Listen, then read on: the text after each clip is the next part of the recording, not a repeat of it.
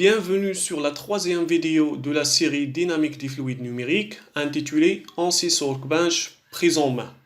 Dans cette vidéo, nous allons découvrir ANSYS Workbench. Nous allons commencer par le démarrage d'ANSYS.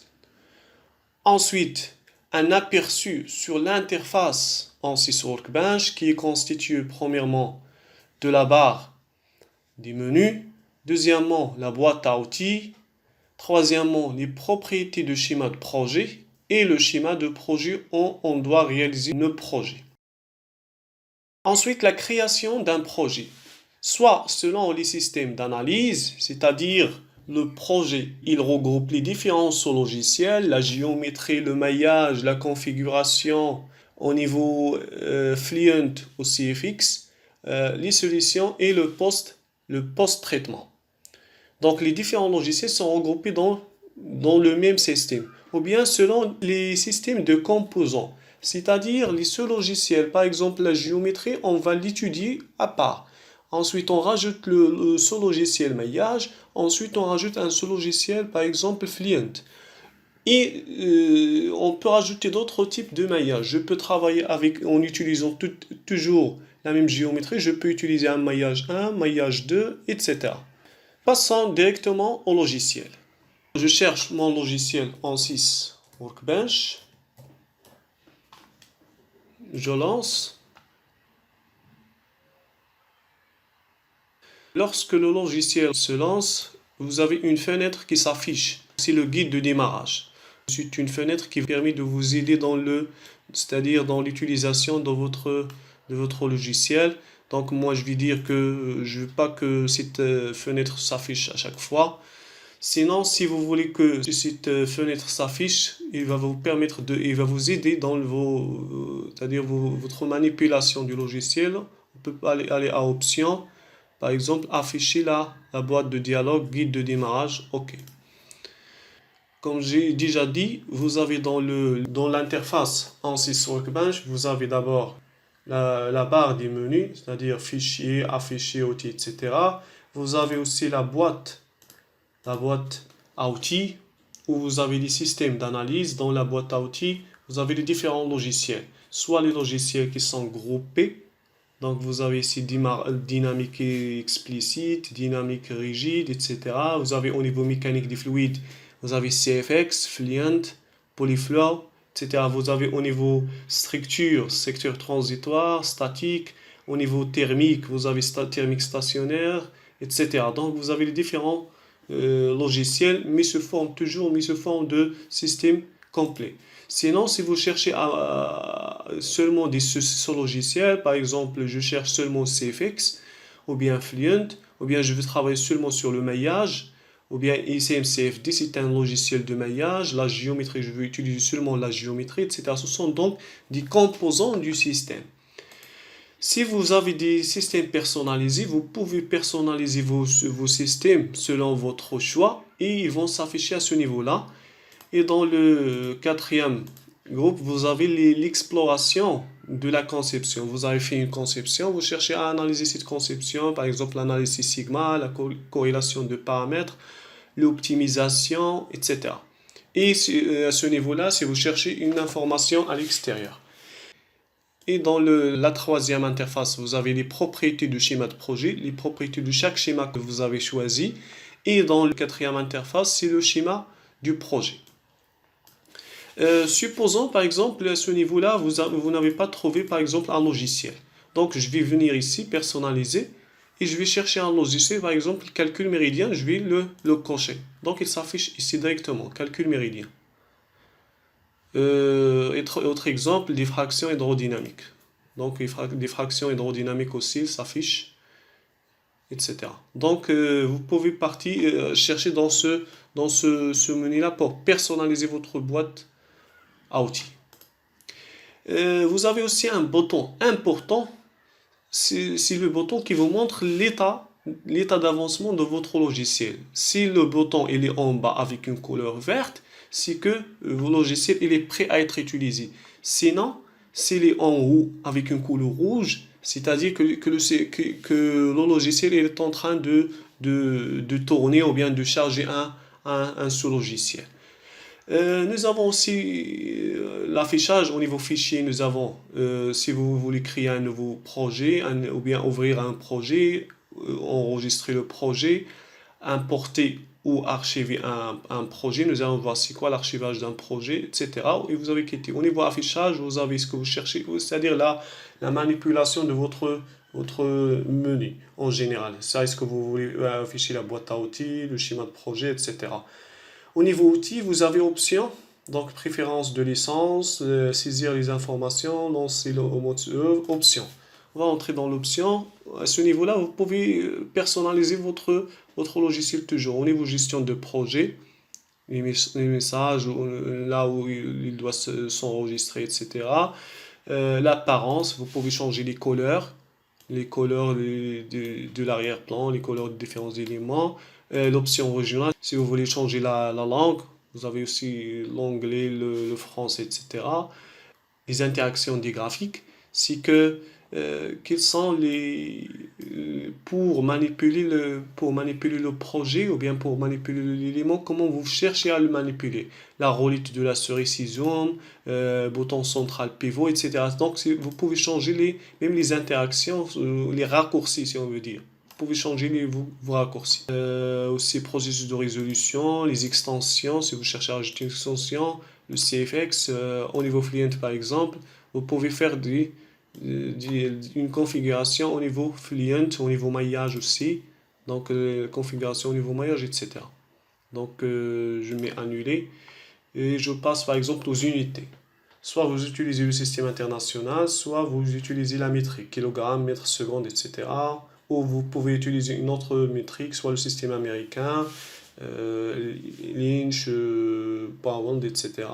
Les unités techniques américaines, etc. Mais je vais le laisser toujours métrique. Et si vous avez les extensions, si vous cherchez à rajouter d'autres extensions, installer une autre extension qui n'est pas disponible, etc. Et vous avez aussi à ce niveau-là l'aide et surtout aide ANSYS Workbench. Donc c'est la bibliothèque d'ANSYS Workbench au niveau aide. C'est une bibliothèque très intéressante, très enrichissante qui va vous permettre de manipuler, d'avoir plus d'informations sur la manipulation de votre logiciel. Vous avez un ensemble d'informations ici, les différents sous-logiciels, CFX, Design Modeler, Fluent, etc. Je vais aller par exemple je vais choisir Fluent. Exemple, Fluent Tutorial. Et je vais choisir aussi User Guide. Et je cherche la théorie guide que je cherche. Oui, la théorie. Donc les bases de la théorie. Par exemple, il vous donne la théorie au niveau de la gestion. Comment il gère, par exemple, la masse, la quantité toujours, la conservation de la quantité de mouvement, donc les équations de Navier-Stokes. Donc vous avez aussi, il vous donne la partie théorique, la turbulence aussi, la gestion de la turbulence, il vous donne les différentes méthodes de la turbulence, soit une turbulence avec une seule équation, Spalar-Malas, etc., turbulence avec viscosité, modèle de turbulente viscosité, production de la turbulente, les lois de paroi, il vous donne aussi les lois de paroi, les modèles par exemple SSTK Omega modèle, il vous donne des informations soit standard, donc les équations du standard K Omega, etc. Donc c'est une bibliothèque très intéressante. Passons maintenant à la création d'un projet. Je veux créer un projet. Donc je vais créer un projet par exemple CFX. Donc je sélectionne et je maintiens sur le bouton gauche de la souris et je me déplace. Lorsque le carreau est rouge, c'est-à-dire je relâche. Et j'ai mon projet ici. Donc mon projet qui contient la géométrie, le maillage, la configuration, la solution et le résultat. Et il me demande de nommer le projet. Donc je vais dire projet 1. Donc projet 1. Donc projet 1, par exemple, la géométrie. Il me donne la géométrie. Donc il faut insérer votre géométrie. Et supposons que vous allez travailler en 2D, je viens ici, je coche 2D. Donc je vais travailler en 2D. Sinon, je laisse par défaut et ça donne toujours un une interface 3D. Soit par exemple, si je veux travailler je veux créer une géométrie, mais à partir de la géométrie, je cherche à avoir plusieurs maillages, plusieurs types de maillages. Donc, c'est mieux de travailler directement dans les systèmes de composants. Je vais utiliser la géométrie. Donc, géométrie, je choisis directement ma géométrie. Donc, je nomme géométrie 1. Géométrie 1. Et j'insère par exemple un maillage. Je vais utiliser ASMCFD. Donc, toujours, je sélectionne, je maintiens et je relâche sur la géométrie pour qu'il crée un lien. Un lien avec la géométrie. Donc, la géométrie que je vais exploiter ici sera directement transférée vers le deuxième sous-logiciel qui est ASMCFD. Donc, ASMCFD, c'est un logiciel de maillage. Donc, je vais le nommer maillage 1. Ensuite, toujours en se basant sur cette géométrie, je vais travailler avec un logiciel de maillage. Un autre type de logiciel. Donc, il me crée toujours les liens. Donc, maillage 2. Maillage 2. Cette méthode-là, il donne plus de flexibilité par rapport à cette méthode-là. Donc, par rapport à la première méthode. Au niveau calcul, je veux utiliser Fluent, par exemple. Donc, je vais réduire un petit peu les propriétés de schéma. Toujours, il y a une relation entre le logiciel Fluent et l'autre logiciel de maillage et ainsi de suite. Donc, ce qui crée des liens. Voyons aussi, à ce niveau-là, vous avez une interrogation. Et à ce niveau-là, vous avez une interrogation qui est différente, l'une qui est différente de l'autre. Donc, ce sont des icônes qui ont une signification importante et qui vous aident à créer un bon projet, ou bien qui vous aident à respecter le processus de création, ou bien le processus de résolution d'un problème sur le ANSYS Workbench. Voyons la signification de ces icônes-là. On parle des états de la cellule. ANSYS Workbench intègre plusieurs applications dans un flux de projets unique et transparent, où les cellules individuelles peuvent obtenir des données et les fournir à d'autres cellules.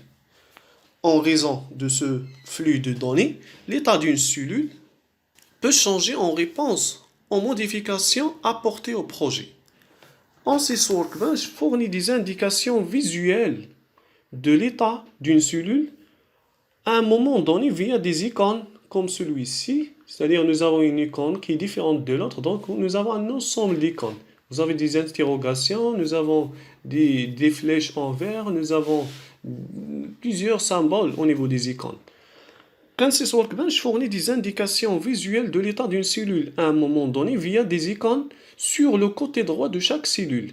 Les états de cellules peuvent être divisés en 3 catégories. La première catégorie, c'est l'état de cellule typique. Le point d'interrogation en bleu avec compteur sans remplissage, c'est-à-dire cette cellule n'est pas encore remplie. Et les 2 flèches en vert, ça montre que l'actualisation est requise.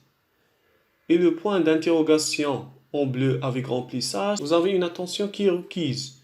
Et cet icône-là, c'est que vous avez la mise à jour, il est requise. Et s'il est en vert, c'est-à-dire que la cellule il est à jour. Sinon, si vous avez ce symbole-là, c'est qu'il y a des modifications d'entrée en attente. Vous avez fait des modifications, il y a une attente. Deuxième type, ce sont des états spécifiques à la solution.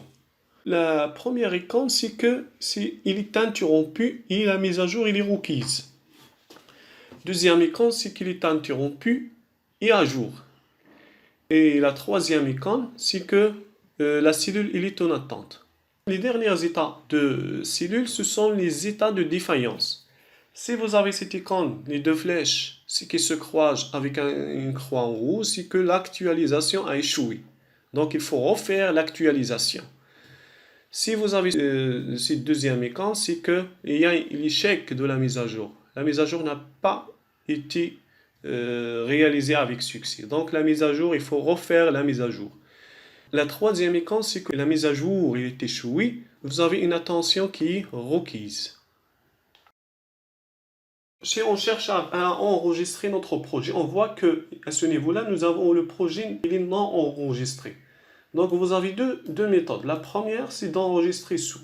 Donc je vais faire enregistrer sous, je vais l'enregistrer sur le bureau avec projet 1. Je vais le nommer projet 1. Projet 1, enregistré. Donc j'attends l'enregistrement. Donc c'est bon.